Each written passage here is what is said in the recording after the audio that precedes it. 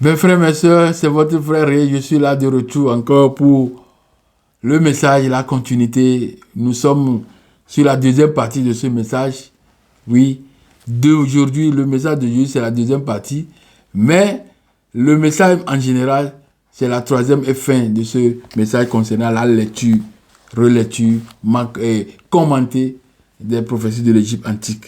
Donc, vous savez que c'est ce bouquin, le bouquin de Ferrat et de Lapidus, qui nous servent d'étude, hein, les prophéties de l'Égypte antique.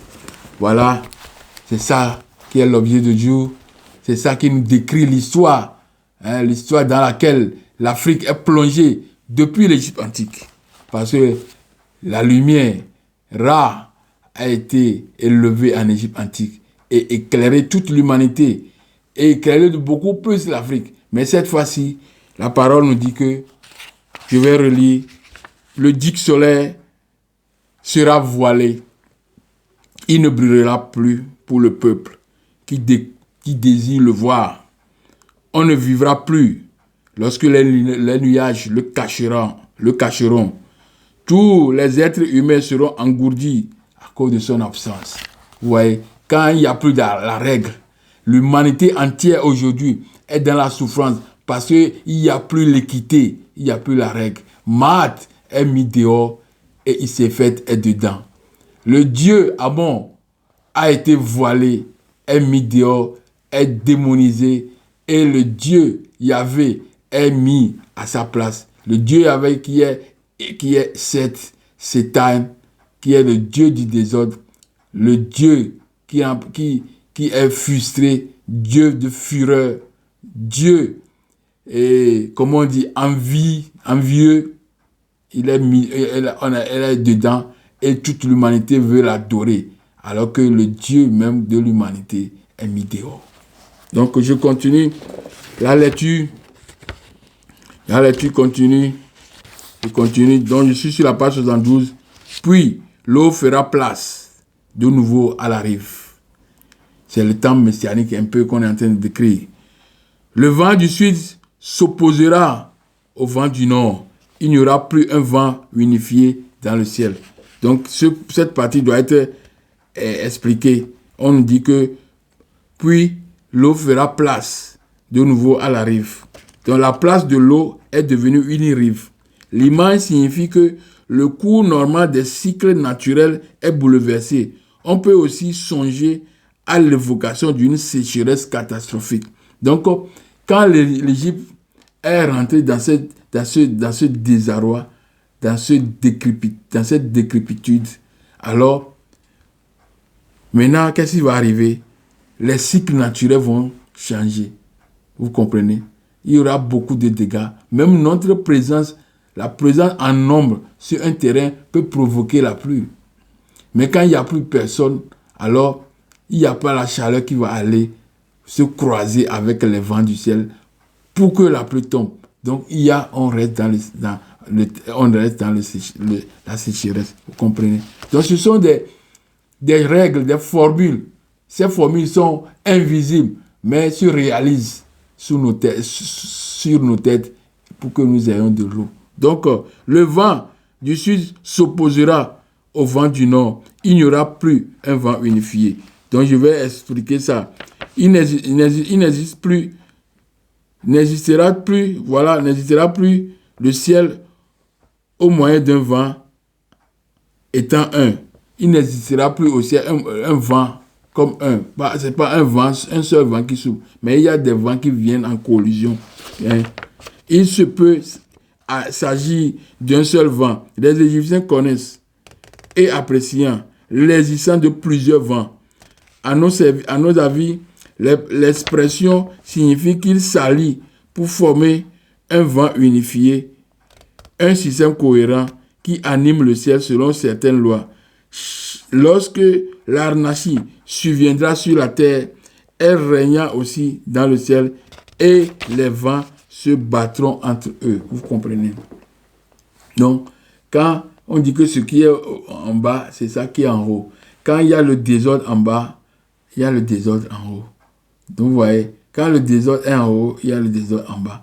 Donc, quand le désordre s'est appesanti sur la terre, alors le haut, les vents aussi sont mis dans les collisions, dans des collisions catastrophiques. Vous comprenez? Et tout cela ne met plus l'équilibre. C'est le déséquilibre. Vous comprenez? Donc, un oiseau étranger donnera naissance dans les marais du delta. Vous comprenez? Il fera son nid à côté des êtres humains qui, dans leur détresse, l'auront laissé s'approcher. Vous comprenez? Donc, en même temps, on parle d'une lueur d'espoir. Pardon. En même temps, on parle encore de comment les choses se passent. Vous comprenez? C'est difficile, c'est pas facile, c'est très difficile quand nous sommes dans un état comme ça. Les jours sont sombres et puis il y a quelquefois une petite lueur, mais les jours sont vraiment sombres. Même si la lumière vient, il vient un peu seulement et puis disparaît. Vous comprenez? Certes, périront ces bonheurs, les étangs et les bras du fleuve, remplis d'oiseaux mangeurs de poissons. Donc on a mis les temps d'un peu de clarté et un peu les temps les temps noirs, ténébreux plutôt. Vous voyez. Donc, je continue. Et regorgeant de poissons et d'oiseaux. Donc, on parle de la rive, tout ça là. Tout bonheur s'enfuira. Le pays sera prostré dans le malheur. Le pays sera prostré dans le malheur. Il revient encore dans l'histoire. L'histoire. Donc, on dit prostré dans le malheur. Plonger quelqu'un dans un état d'abattement extrême. Le pays sera prostré dans le malheur. On parle du pays d'Égypte. On parle de l'Afrique. Même du monde entier. Parce que le monde entier est dans le désastre. Dans un drame quotidien. Quand ces gens, le Codem là, en train de diriger le monde. Ils dirigent le monde dans la violence. Donc, c'est la même chose que le prophète disait ici. Que même le monde, le soleil, le roi des rois, le Dieu soleil va disparaître. Et parce que quand il disparaît, il y aura la ténèbre qui va envahir. La ténèbre, c'est la violence, c'est le désordre, il s'est fait.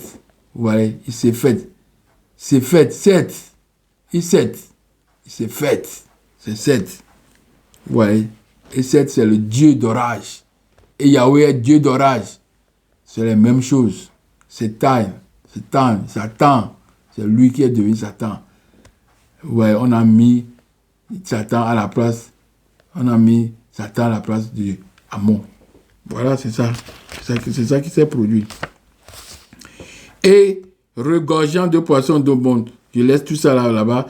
Tout bonheur s'enfuira, le pays sera prostré dans le malheur. Et je viens de vous dire ce que c'est que prostré dans le malheur, dans l'impasse, dans l'abattement, dans accablé. Le pays est accablé, abattu. Le pays est sans défense, impuissant. C'est ça.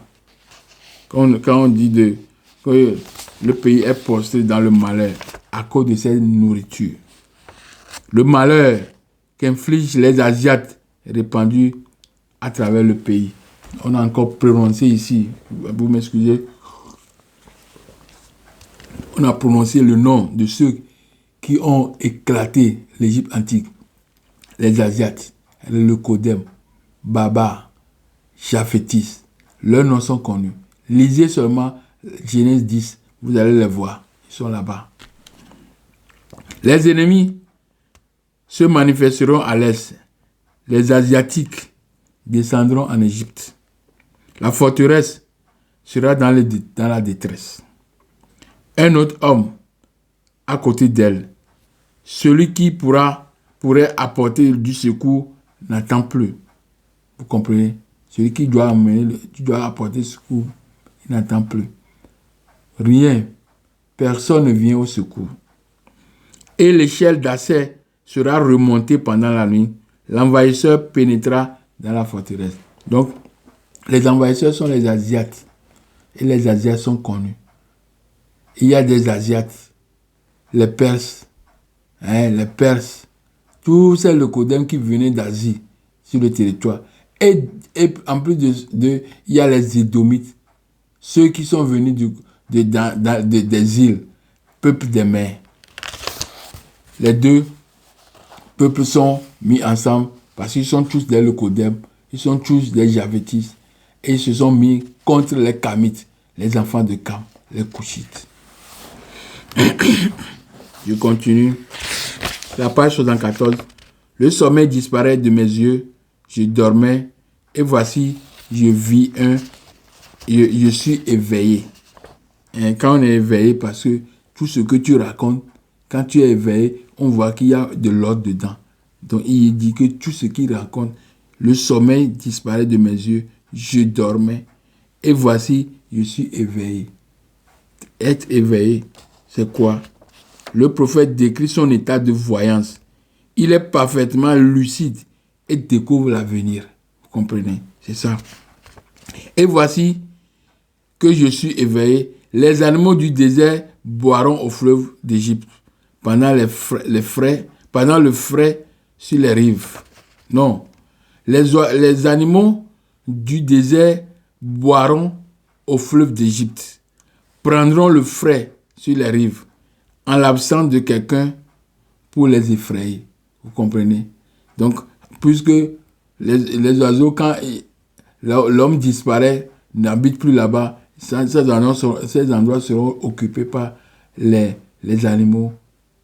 Vous voyez? Donc, les oiseaux sont en grand nombre parce qu'il n'y a personne pour les effrayer. Parce que l'Égypte est vide. Nos ancêtres ont quitté l'Égypte. Ils sont allés à l'ouest, au Mali, jusqu'à la côte africaine, Nigeria, tout ça là. Et puis ils sont descendus. Certains sont déjà descendus au Sénégal, tout ça là, et Ghana, tout ça là, pour venir sur la côte là-bas. Vous comprenez? C'est comme ça. Ils se sont éparpillés, ils ont fui l'Égypte. Ils ont resté le pays assez barbares. C'est eux qui ont occupé le pays aujourd'hui. Si vous regardez l'Afrique du Nord, c'est occupé. Ces endroits, c'est un territoire occupé. C'est un territoire occupé. Ce n'est pas, on va dire même pas que c'est africain. Non, c'est un territoire occupé. Comme on le fait aujourd'hui en Israël. On occupe les terres. On prend les terres des gens. On tue les Palestiniens. On prend leurs terres. Et on occupe la terre. Et quand on occupe la terre, ça devient pour eux. C'est comme ça. L'Afrique du Nord était africain. Et les occupants, les barbares ont occupé. Je continue. Ce pays sera en plein désordre, dans l'ignorance de l'insu qui surviendra et qui demeurera caché. Conformément à ce qui est dit, quand la vue et l'entendement font défaut, le mutisme règne. Donc quand la vue et l'entendement font défaut, le mutisme règne. Comprenez? Le mutisme, le fait de garder le silence sur quelque chose qui mérite vraiment une réaction. Attitude de quelqu'un qui reste silencieux. Quelqu'un qui s'enferme dans le mutisme complet, c'est un comportement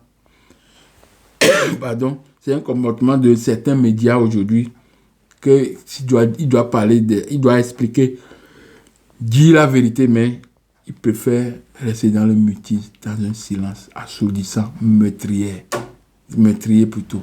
Vous comprenez?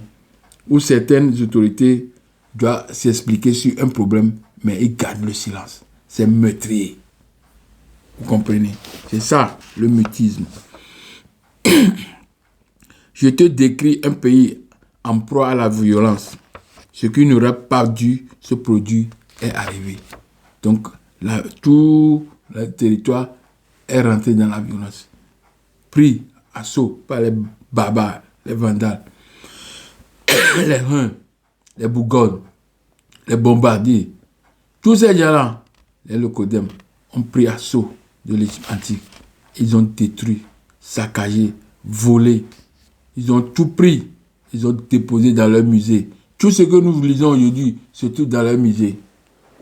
Ce sont les patrimoines des Africains, patrimoine des Kémites. Mais ça se trouve dans la main des Locodem, les Japhétis. Et ils s'en régalent Ça constitue un bain d'argent pour eux. Ils gagnent, alors que nous, on croupit dans le crasse. On croupit plutôt dans la crasse. Je m'excuse. Dans la crasse. Je te décris un pays en proie à la violence, en proie à la souffrance. Ce qui n'aurait pas dû se produire est arrivé. On prendra les armes de guerre. Le pays vivra dans le tumulte. On fabriquera des pointes de flèches en cuivre. On donnera du pain avec du sang. On demandera plutôt du pain avec du sang.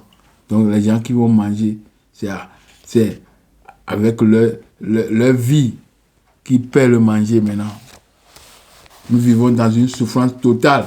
Parce que ces gens-là ont pris assaut l'humanité entière. Parce que l'Égypte gérait l'humanité. Et quand ils ont pris l'assaut de cet ombril de la terre, alors ils ont créé un désastre. La vie est en bascule. On vit difficilement. Les situations sont devenues compliquées parce que l'ordre est parti et le désordre est à sa place. On a mis la marde dehors et on a mis à sa place. Il s'est fait le désordre. Je continue par 75. On s'esclaffera devant la souffrance. S'esclaffer devant la souffrance. Rire aux éclats comme un fou. Parce que nous sommes pénétrés par la souffrance jusqu'à un point que on perd notre sensibilité intellectuelle. On se met dans un éclat de rire comme nous sommes devenus fous. On ne pleurera plus devant la mort. Comprenez? Quand même tu vois la mort, tu ne pleures plus parce que tu en as assez vu. Tu es là, silencieux. Tu fais comme un fou. Voilà. On ne sait plus le jeûne rituel lors d'un décès. Normalement, tous ces rites-là doivent se faire. Mais comme l'Afrique, l'Égypte antique est dans le tourment, alors tout est renversé. Au lieu de faire des jeûnes rituels pour l'enterrement, pour la mort, le décès de quelqu'un, tout ça, on ne respecte plus. Rien, aucun rite n'est plus respecté. Le cœur de l'homme ne se préoccupera que de lui-même. Il y a de l'égoïsme. C'est moi d'abord. Ce jour-là, on n'accomplira plus de lamentation funéraire. Le cœur s'en sera complètement détourné. Donc tout ce qui est du rite disparaît. Vous comprenez? Si ces choses disparaissent, c'est difficile. Un homme sera assis, le dos tourné, pendant que l'assassin, pendant que l'un assassine l'autre. Vous comprenez? Tu es là, on est en train de faire, on a assassiné, tu es là, tu regardes, tu fais un dos tourné, parce que tu sais ce qui se passe, tu ne dis rien. C'est comme ça. On tue des gens partout. On tue nos présidents. Les gens sont là, ils regardent, on tue. On prend le président, on l'amène à la haie. On prend le président dans son pays, on le met dans un autre pays. Tout ça là, on a fait ça à l'Africain. À l'homme noir, le Kemet, Kamit. Je continue la lecture. Je te décris le fils comme un adversaire, le frère comme un ennemi, l'homme assassinant son père. Donc on est dans le péché, dans le désordre, dans le déséquilibre absolu. Adversaire, tout le monde devient son adversaire. C'est pourquoi Jésus dit, j'ai amené le paix. Quelqu'un qui veut amener la paix, il dit qu'il a amené le paix. Il a amené la paix. La maison sera, dans une maison, il y aura des ennemis. Alors que celui qui est garant de paix, qui dit qu'il est quelqu'un de paix, c'est lui qui amène l'épée. Dans sa main, il y a l'épée. Il a l'épée pour faire quoi? Pour faire la paix? Non. C'est comme ça. L'Amérique fait secouer son épée, que moi, je veux faire la guerre, alors qu'il veut tuer. Comprenez? Ce sont des choses comme ça qu'on a vécu en Égypte antique. Et c'est ça qu'on vit actuellement. Ça n'a pas changé parce que les détenteurs, ceux qui contrôlent, sont les mêmes. C'est eux qui ont inventé l'Égypte. Ils ont inventé le cœur du monde, le cœur de l'humanité.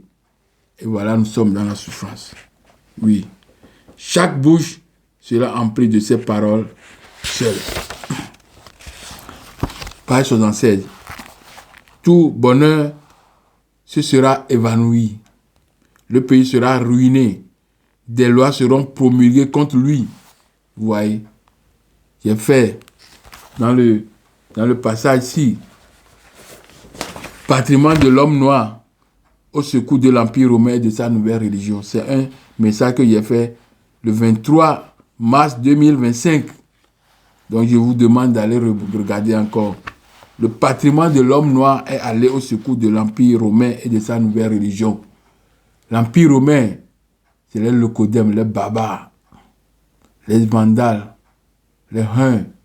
Toutes ces histoires, tous ces peuples-là qui ont inventé l'Égypte, c'est eux. On a dit, ils ont pris notre patrimoine et ils utilisent ça jusqu'à aujourd'hui. Et ils ont fait quoi? Des édits. Des lois seront promulguées contre lui. On a pris des édits interdisant l'entrée dans les couvents, l'entrée dans les temples. Ils ont fermé les temples. Vous comprenez? Ce sont les édits du roi, des rois qui ont fait ça. Et notre prophète Néfertiti dit que des lois seront promulguées contre lui. Les édits seront adoptés, prononcés par les rois, les empereurs des barbares. Et ils vont faire régner le mensonge, le désordre dans l'Égypte antique. Il sera privé des productions indispensables. Il manquera du nécessaire. On agira comme on n'a jamais agi. Les biens d'un homme lui seront dérobés et donnés à un étranger. Vous comprenez? C'est le vol. On vient, on met un président dans le pays d'Afrique et puis c'est le président qui leur permet de faire passer toute notre ressources, richesses dans leur pays. C'est comme ça. Les biens d'un homme lui seront dérobés. Les biens des Kamites lui seront dérobés. Tout ce qui nous appartenait sont dérobés, sont pris de force par ces gens-là. C'est le même système qui existe jusqu'à aujourd'hui. On agira comme on n'a jamais agi. Les biens d'un homme lui seront dérobés et donnés à un étranger. Ils sont des étrangers. Je te décris un maître dans le besoin et un étranger satisfait. Vous voyez, nous sommes dans le besoin. Nous, à qui appartenons toutes ces choses, toutes ces richesses, nous sommes dans le besoin et eux, ils sont satisfaits. Vous comprenez? C'est le même style qui continue aujourd'hui. Ça n'a pas encore changé, mais ça va changer le jour opportun, le moment opportun. Ça, nous sommes en route pour la lumière, l'éclat, le nouveau éclat du roi de Dieu Amora. Je te décris un maître dans le besoin et un étranger satisfait. Celui qui ne faisait pas d'acquisition sera comblé. Celui qui en faisait sera dans le besoin. Celui qui en a beaucoup, acquisition, il sera comblé. Celui qui prend beaucoup de gens, il ramasse des gens, il vole les gens. Oui, mais celui qui en fait sera dans le besoin. Vous comprenez? Donc si lui, il prend pour toi, alors ça veut dire que toi, tu seras dans le besoin parce qu'il a pris ce qui t'appartient. On ne donnera des biens qu'avec haine pour faire taire la bouche de celui qui voudrait parler.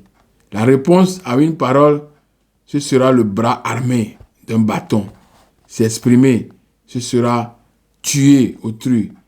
La parole se posera sur le cœur comme une flamme. Vous voyez, c'est comme ça.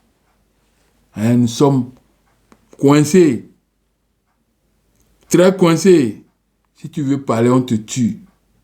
Tout ce qui constitue des opposants en Afrique sont livrés à la merci. On les tue, on les brûle, on les vole, on fait tout. Parce que ici, c'est déjà prédit que nous allons vivre cet état de choses. On ne supportera pas ce qui sortira de la bouche d'un homme. Le pays sera amoindri et ses chefs seront nombreux. Ils seront dépouillés. C'est comme ça. Tous les chefs, nos chefs sont dépouillés et puis quelquefois attrapés et envoyés à l'étranger. Le cas de Béhanzin, oui, on l'a pris et l'a envoyé à l'heure. Sur l'île Seychelles, c'est là-bas il est mort. Vous comprenez? Mais les impôts seront considérables. La quantité de grains sera faible et le boisseau trop grand. Et l'on mesurera avec essai en le faisant déborder. La lumière divine, Ré, s'éloignera de l'espèce humaine. La lumière divine, la connaissance, l'amour, tout ce que Dieu, Amora, nous donne, sera éloigné de nous, de toute espèce humaine. On ne parle pas seulement des Égyptiens, mais du monde entier. Parce qu'on n'est plus dans la vérité, nous sommes dans le mensonge. Le concile de Nicée, l'aréopage, où les dômes ont intronisé le mensonge, vérité et roi. Vous comprenez? Allez regarder cette étude que j'ai faite il y a longtemps. Allez regarder ça. Concile de Nicée, aréopage, où les dogmes ont proclamé et intronisé le mensonge, vérité et roi. C'est très, très important de regarder ce message. Quand le soleil se lèvera, on aura encore l'heure. Mais on ne saura pas que midi est advenu. Parce que la situation ne change pas. Elle est le même. La couleur, le décor est le même. S'il est midi, il est le soir, on ne connaît pas. Parce qu'on vit une certaine atrocité, un drame quotidien. Voilà l'état dans lequel l'Égypte antique s'est retrouvée. Et de continuité en continuité, nous sommes aussi détruits par les mêmes effets. On ne distinguera pas son nombre. Nul visage ne sera ébloui en le contemplant. Les yeux ne seront plus humectés de l'âme. Le soleil sera dans le ciel comme la lune, mais ne sera pas transgressé son cycle normal. Ouais. Donc, dans tous ces brouhahas, dans tous ces drames, qui sans cesse ne finit pas, fait que l'homme, même, pouvait couler même les larmes. Tous ces mécanismes qui vont se passer, même, c'est difficile que les yeux ne seront plus humectés de larmes. Vous voulez pleurer, mais vous n'arrivez pas à pleurer. Parce que même les pleurs, même l'eau qui doit sortir, est finie dedans. Voilà l'état dans lequel l'Égypte antique s'est retrouvée. Et nous, étant sortis de l'Égypte antique, nous sommes dans la même situation. Ces rayons s'offriront à la vue, comme cela se produisait au temps des ancêtres. Je te décris un pays en proie à la souffrance. Celui dont le bras était faible sera possesseur d'un bras fort. On saluera celui qui autrefois vous salue. Vous comprenez? Je te décris l'inférieur à la place du supérieur. Ce qui était tourné sur le dos sera tourné sur le ventre. On sera contraint de vivre dans la nécropole. Le pauvre amassera des richesses. Le grand volera pour vivre. Ce sont les pauvres qui seront nourris et les serviteurs enivreront d'orgueil. Ouais, tous ces peuples, hein, le Codem qui était en Égypte, qui vivaient dans une situation un peu pas précaire, disons, eux maintenant, ils sont revenus en charge. C'est eux qui ont pris en charge le pays. Et le pays doit manquer de tout. Parce que pourquoi? Il n'y a plus une distribution. Tout est pris. Hein? Chacun veut prendre le maximum. C'est du vol. C'est ça qui continue jusqu'aujourd'hui. Quand même les présidents de nos pays en Afrique, ils sont là seulement pour voler. Ils donnent le Codem et puis eux-mêmes ils prennent le reste. Et ils laissent les gens dans la pauvreté, dans la misère. C'est l'état dans lequel on a mis l'Égypte. C'est cet état qui continue jusqu'à aujourd'hui. Le nom de l'Héliopolise n'existera plus pour cette terre. Pour cette terre, lui qui était le lieu de naissance de chaque divinité. Héliopolis, Hélio, le soleil. Là où il règne le Dieu soleil, le Dieu qui a créé, qui a façonné l'humanité à travers son éclat, sa lumière. Alors on dit que lui n'existera plus. On nous a dit qu'il va s'éloigner de nous. Amon-Ra, le cacher, va s'éloigner de nous. C'est comme ça. Et on vit ce temps. On n'est plus dans la vérité. Nous sommes dans le mensonge.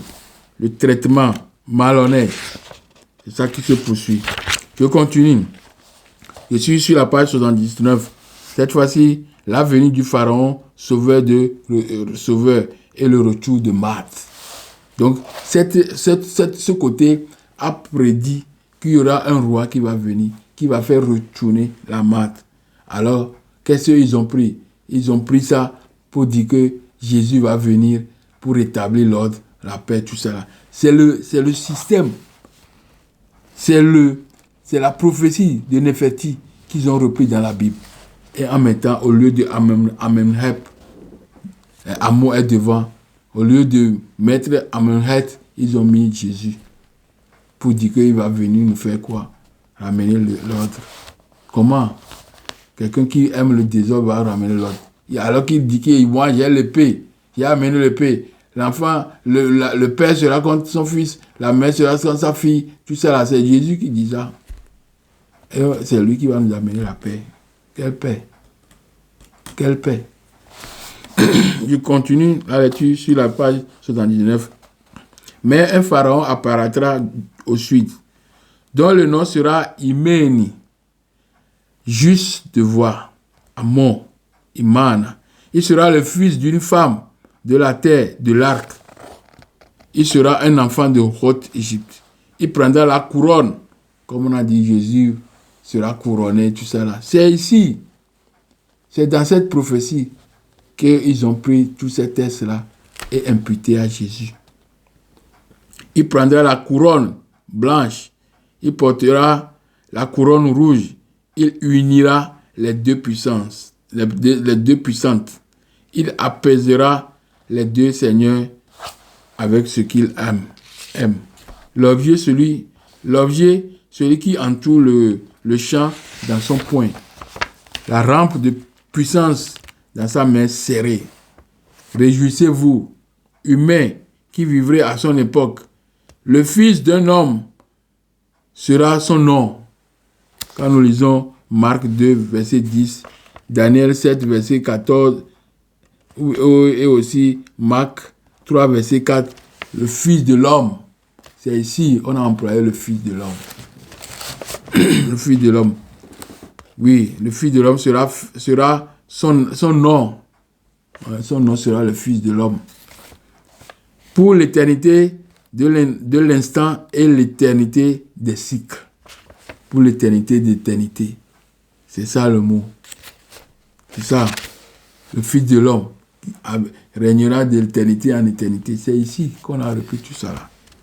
Ceux qui étaient disposés au mal et ceux qui fomentaient des rébellions ont clos leur bouche à cause de la crainte qu'il inspire. Quand Jésus va arriver, il va dire que Jésus va revenir et puis il va faire tout ça, ça. Non, c'est ici qu'on a pris toutes ces choses-là. C'est ici. C'est pourquoi j'ai fait le patrimoine de l'homme noir est allé au secours de l'Empire romain et de sa nouvelle religion. L'Empire romain, c'est eux qui dirigent le monde jusqu'à aujourd'hui. C'est les Édomites, les Japhétistes. Mais cette fois-ci, il y aura des bruits de bottes entre eux-mêmes. Et on verra qui va les sauver. C'est le mélanodème. Celui qui a la relation avec Marthe, qui va venir à leur secours. Le temps viendra. Nous partirons. Mais l'histoire continue. Et on verra avec nos yeux. Quand nous serons de l'autre côté, on verra comment le monde va finir. Ça va finir dans la main de ces locodèmes. Non, mais ça finira dans la main des mélanodèmes, les Kamites. C'est eux qui sont en relation avec Dieu, qu'on avait laissé loin, qu'on avait perdu, abandonné. Il reviendra pour juger. Il reviendra pour animer le monde. Il reviendra avec la maths, établir l'ordre, l'équité, la justice. Voilà. Donc, je continue. Et je continue sur la page 80. Les Asiates tomberont à cause de son épée. Les Asiates tomberont à cause du pharaon qui va revenir, qui va venir régner à Ménhet, à Moed devant. Ce pharaon, quand il va venir, c'est ce pharaon-là qui va faire quoi? Qui va amener l'ordre. C'est ça qu'on a imputé à Jésus. Les Asiates tomberont. Ils tomberont sous le feu de son épée. C'est écrit dans la Bible. Ils tomberont sous le feu de son épée. C'est ça ici le mot. C'est ici qu'on a pris tout ça là, dans le texte de la prophétie de l'Égypte antique de Néferti. Les Libyens tomberont à cause de sa flamme. À cause de sa flamme, ils tomberont. Quand nous lisons Ésaïe 30, verset 27, vous me permettez, on va lire Ésaïe 30, verset 27. Ésaïe 30, verset 27. On va voir ce qu'on nous réserve ici. Ésaïe 30, verset 27 nous dit: voici, le nom de l'Éternel vient de loin. Sa colère est ardente. C'est un violent incendie. Ses lèvres sont pleines de fureur et sa langue est comme un feu dévorant. Vous voyez? Et 31, on a dit à partir de 27 jusqu'à 31. Son souffle est comme un torrent débordant qui atteint jusqu'au cou. Donc, quand on parle de souffle, on parle de flamme, tout ça là, c'est la même chose. Vous voyez? C'est ça. Quand nous lisons Ésaïe 30, verset 27 à 31, on dit que à cause de sa flamme, les Libyens tomberont. À cause de son épée, les Asiates tomberont. Donc, sous le feu de qui? Amenhet.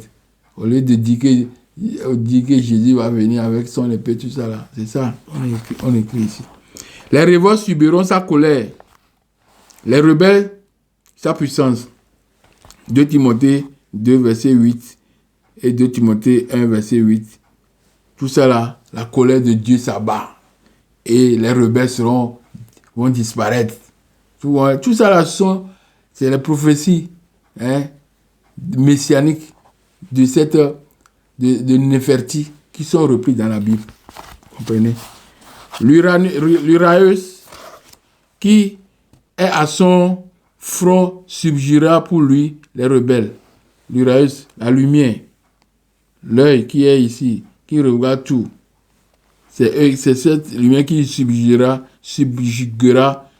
pour lui les rebelles. Vous comprenez? Tout ça, c'est ici qu'on a pris ça, on a mis ça dans le texte biblique.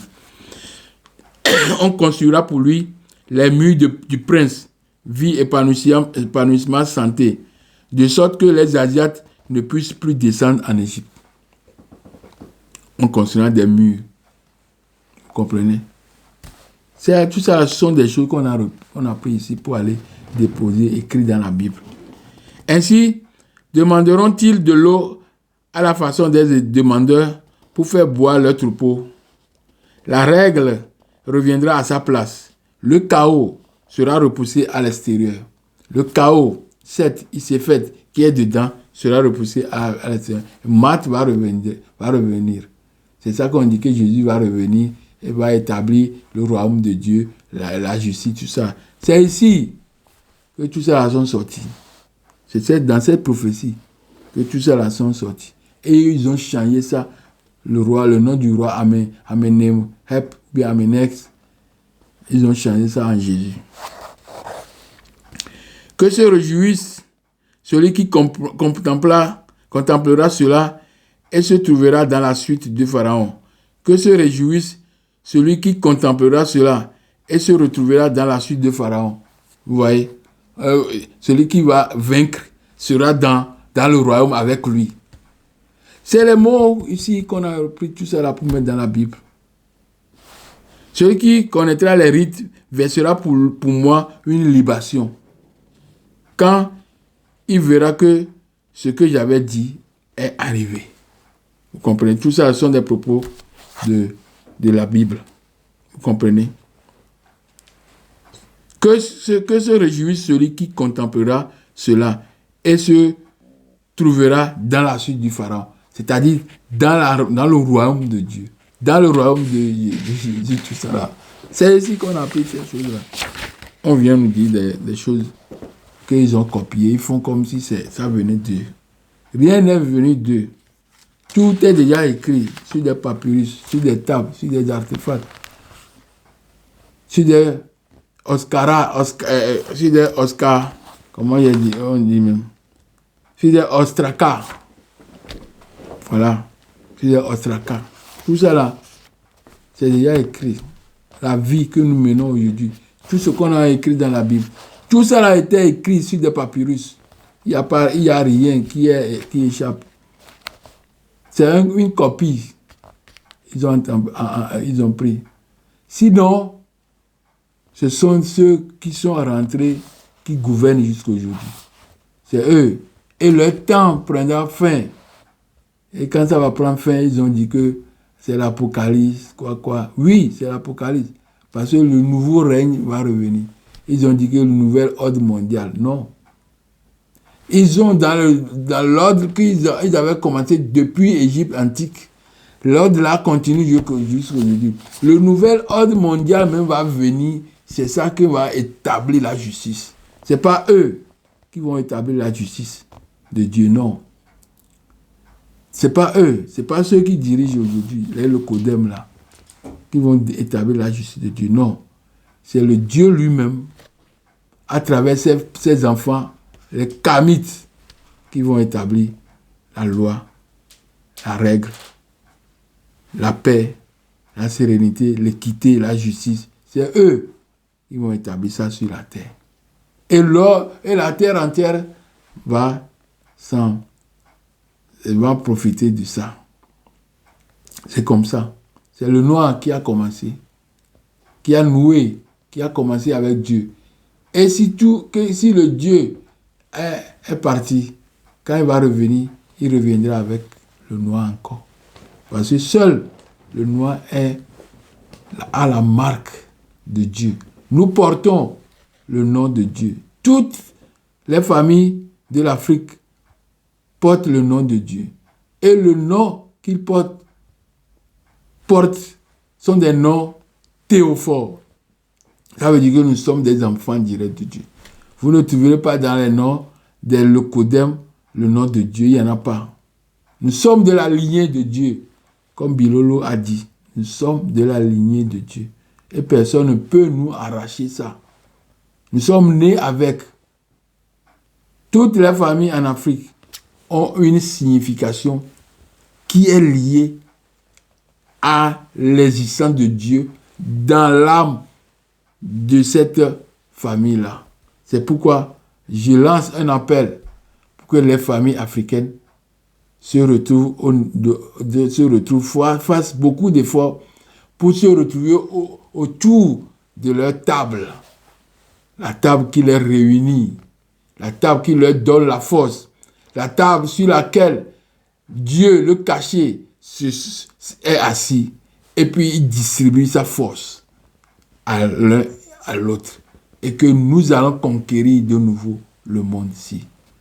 C'est vrai. Ce n'est pas une utopie. Ce n'est pas une prophétie simple, mais c'est une prophétie qui viendra. Car nous sommes de la lignée de Dieu. Personne ne peut nous arracher ça. Vous comprenez? Le temps messianique, l'avenir du roi écrit ici, l'avenir de ce roi, ce n'est pas l'avenir de Jésus, non. C'est l'avenir de Amenhat Ier, ou bien Amenémès. Amon est devant, Amon est en tête. Amon est le considéré. Amon est le grand, le défenseur. C'est ça le nom. C'est ça le nom. Quand on dit Emmanuel, Dieu est avec nous. C'est Dieu qui est devant. Voilà, c'est lui qui viendra. Amenhat, Amenémès. C'est lui qui viendra sauver. Et il était là. Il était là, selon la prophétie. Mais le vrai Amenémès reviendra. Le vrai reviendra. Lorsque le Dieu Amon sera de nouveau adoré par son peuple. Comme j'ai fini le message de la fois dernière, de l'année passée, j'ai dit quoi? Anathème contre les vrais fils de Sion pour avoir abandonné leur Dieu. Le Dieu de Sion reviendra et c'est le Dieu Amora. Nous, Pta, comme on dit Ta, Ata, le Père, il viendra de nouveau. Donc, mes frères, mes sœurs, je suis arrivé à la fin de cette lecture et relecture commentée des prophéties de l'Égypte antique. Je vous demande d'aller vous procurer de ce bouquin. C'est un bon bouquin. Et je voudrais aussi passer de l'occasion pour vous dire, il y a un petit livre ici, on appelle le code noir. Oui, vous devez aller chercher ça. C'est un petit truc seulement. Et dedans, on a écrit tout. Les édits des rois. Les édits des rois. Vous voyez? Tous ces édits-là, c'est pour bloquer, ou bien pour effacer Dieu Amon, pour le mettre dehors et faire entrer le Dieu Yahvé. Voilà. Donc, je vous demande humblement, mes frères et mes sœurs, d'aller vous procurer de ce bouquin. Donc, merci mes frères, merci mes sœurs. Je vous demande de partager le message, de liker le message, de s'abonner. Si vous n'êtes pas abonné, il faut s'abonner et partager en grand nombre le message ici. Sinon, si vous ne partagez pas, c'est difficile. Oui, parce que le message doit aller à un grand nombre. Le travail n'est pas fait juste pour une personne, mais pour tout le monde entier. Donc, merci beaucoup et à bientôt. La semaine prochaine, je vous rappelle que le message sera un message houleux parce qu'on va parler de Dieu imposé. Le Dieu imposé. Voilà. Le Dieu imposé. Parce que le Dieu Maat est mis dehors et on a fait rentrer un autre Dieu. Et ce Dieu-là qu'on a fait entrer, c'est ça qu'on nous a imposé. C'est ça qu'il y avait.